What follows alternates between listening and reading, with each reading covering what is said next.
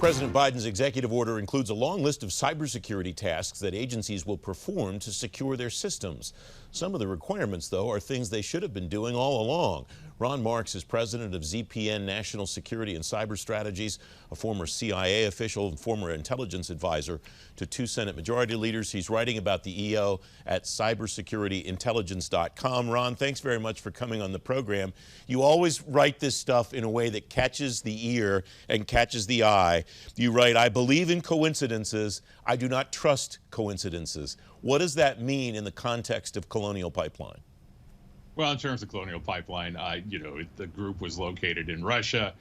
Even if there was, there's a tangential connection at worst, at best, and I use that term in quotation marks. These guys were hooked up with with Russian intel. I think they may have been slightly of the gang who couldn't shoot straight, in the sense that they went a little bit too far, not necessarily anticipating reactions on this end, and they did get shut down very quickly. I would have loved to have been on the end of that phone call, probably between the White House and the Kremlin, saying what the heck is going on here. But nevertheless, this is not going to go away. These guys have shown a path that's marked out pretty well.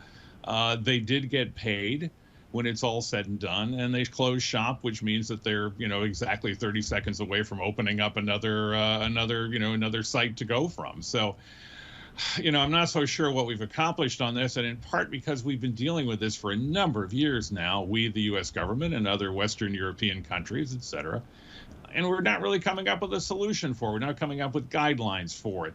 Again, we had some confusion. Part of it may have been reporting. Part of it may have simply been, the fog of cyber war, I guess. And that is, do they pay? Did they pay? Should they pay? Well, some they did pay, and they paid because it's the cost of business.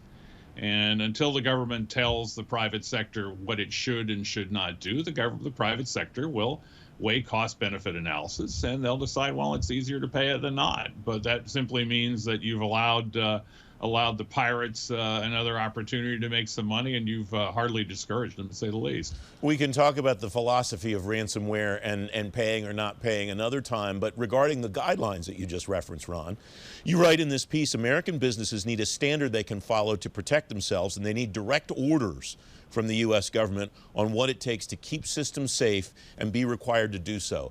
The guidelines at least exist from NIST, don't they? Or maybe have they not gone far enough? And certainly, I know they're not orders. Is that part of the problem? Yeah, I think it is part of the problem. When you look at the org chart for the U.S. government in terms of, what issues are being covered in cyberspace, someone just sent me a copy of one this morning, in fact, and it basically looks like the circuit board on a PC. NIST has been very good in terms of laying out rules. They're advisory. They're laid out. They're essentially saying, look, this is the best practices at this point.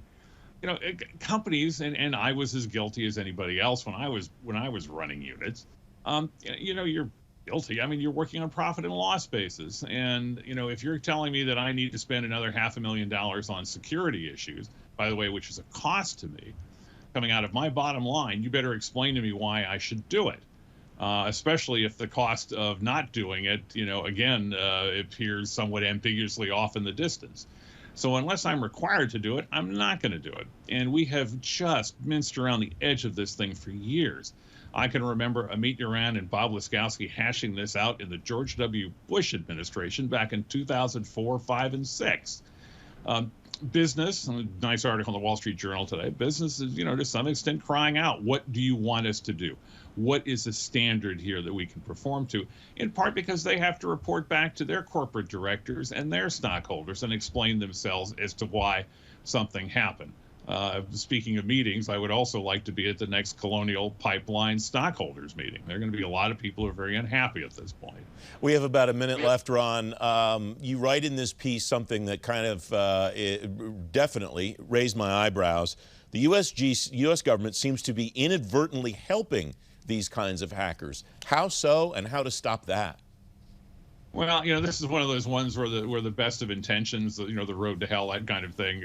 The idea, of course, was to expose some of these tools that were being used immediately, some of the tools that they, being NSA or others, were using, just to make sure that everybody understood, sort of what the technology was that was out there. We've also publicly reacted to a number of these instances. And, look, these guys aren't stupid. I think that's the one thing about this ransomware business and other hackers, cyber hackers. These guys are very bright guys. They're learning. They're following what's going on. They're picking up this information. And we need to think, I think, a little more carefully about how we provide them essentially guidelines for what it is we're doing and where we're going. Ron Marks, thanks very much as always. Thanks, Francis. Delighted to be here.